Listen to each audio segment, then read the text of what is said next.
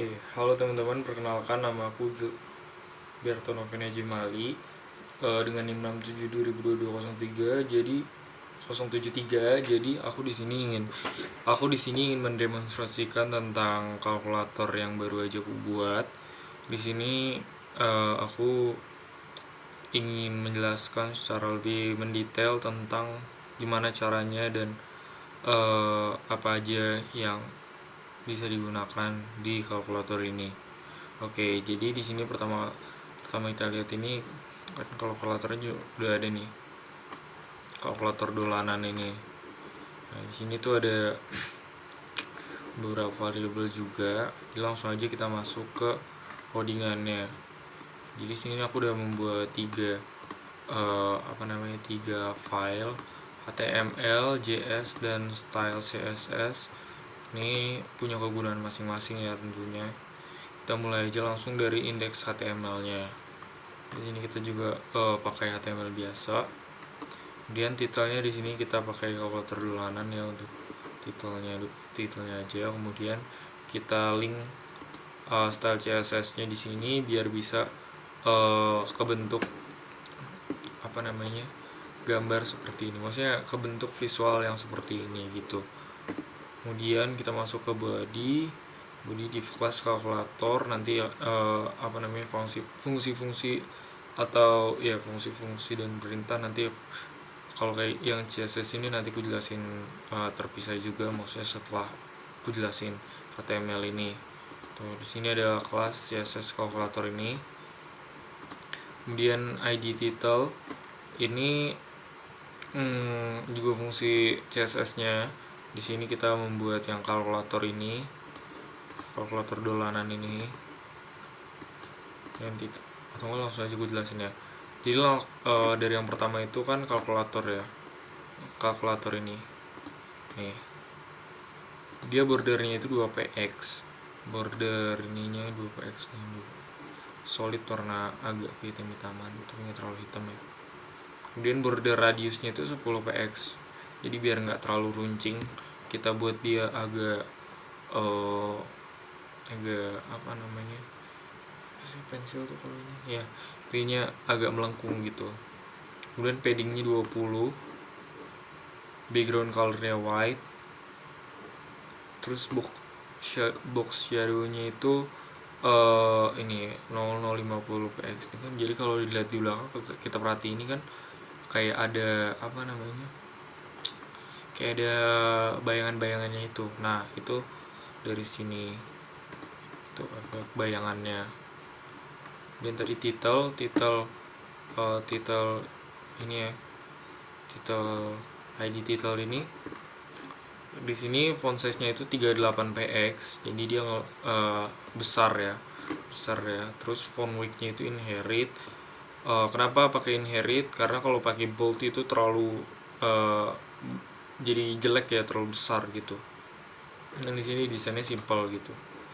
Kemudian margin bottom-nya 10px biar ada jeda antara display dan juga titelnya ini. Kemudian fontnya itu Arial atau sans serif. Itu. Lanjut, div class button, ini fungsi button yang ada di CSS-nya, maksudnya visual CSS-nya. Jadi di sini itu button tuh 4 ya. Transisinya.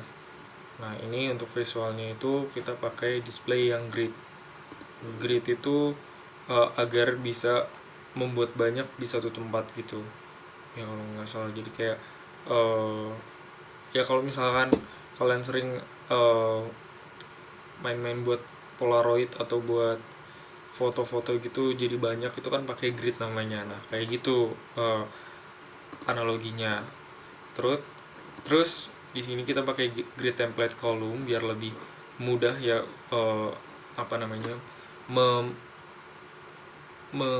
menyamakannya, bukan menyusun-nyusunnya gitu.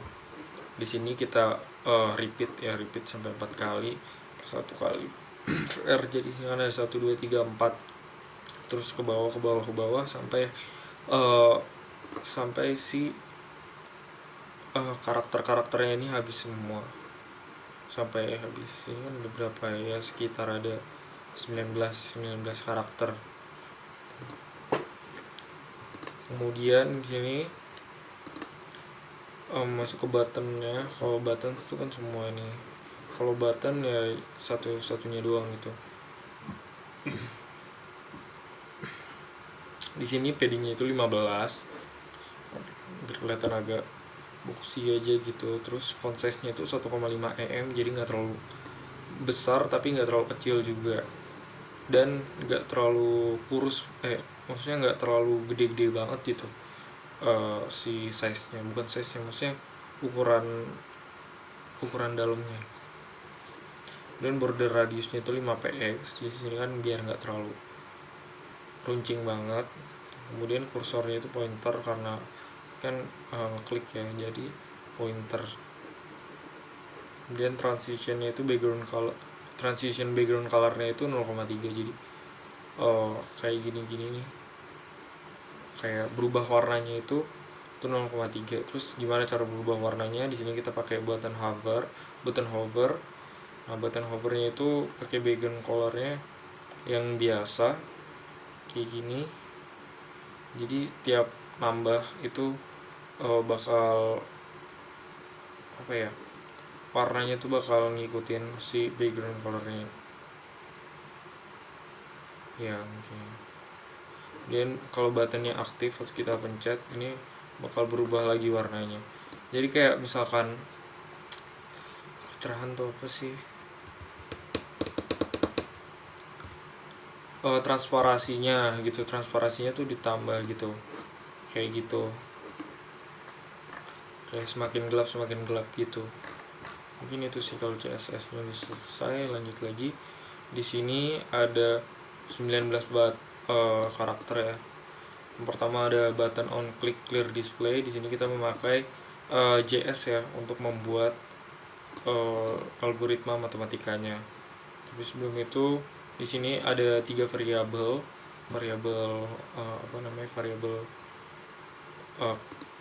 ada 3 fungsi, ada 3 perintah. Ada clear display, delete karakter, ada 4 clear display, delete karakter, append, dan calculate. Nah, kita masuk ke yang append karakter dulu. Nah, di sini kita bisa melihat fungsi append-nya. Jadi setiap jadi setiap karakter ini dipencet itu akan muncul di display. Nah, value-nya plus sama dengan karakter, jadi akan muncul di display kayak gitu. Gampangnya seperti itu. Terus fungsi clear display ini itu untuk membuat si displaynya ini jadi ke 0 lagi. Ini kan clear nih, ini clear, langsung hilang gitu. Jadi ya udah langsung hilang aja, clear, karena value-nya di sini nggak ada, atau enggak 0 gitu. Kemudian fungsi delete karakter. Jadi ini membuat karakter yang udah kita buat itu kan kalau clear itu hilang semua, tapi kalau misalkan delete itu angka terakhir yang kita masukin itu akan hilang gitu. Nah, kayak gitu, gambarnya kayak gitu.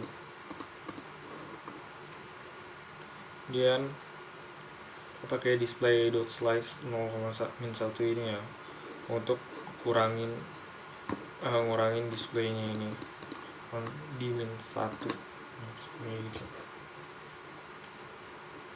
Kemudian yang terakhir ada calculate nih, kita pakai try and catch untuk buat pop up-nya ya. Dan di sini juga muncul logika matematikanya.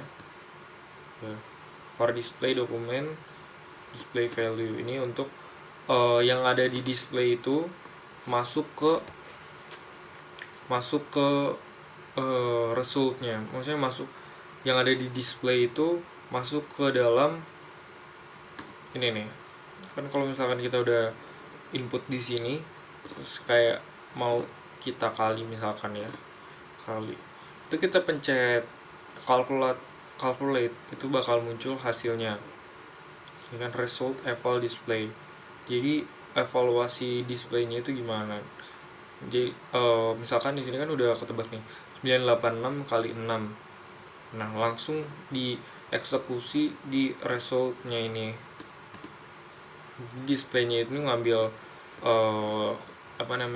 karakter dari display ini, terus resultnya ini ngambil yang tadi karakter yang udah diambil display itu masukin ke result dan akhirnya di eval. Kemudian kita buat pop up alert di sini itu biar muncul pop up di atas.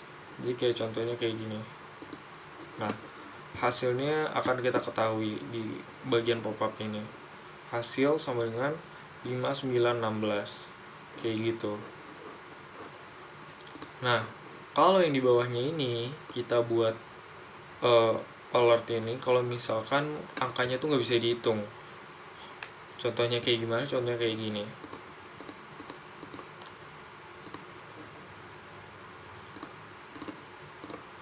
Nah, kan kalau di matematika itu nggak mungkin ada koma di belakang koma gitu.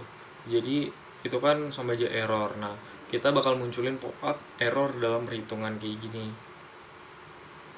Ya, benar kayak gini. Gitu. Dan setelah itu maka displaynya akan nol lagi, akan clear sendiri. Sama kayak fungsi clear display ini. Jadi display di sini kita tulis 0. Jadi setiap kita selesai klik OK di sini, display akan clear sendiri begitu. Mungkin gitu aja sih dari aku, mungkin kurang jelas juga karena aku juga nggak terlalu pandai untuk mengkaji ini. Jadi thank you ya.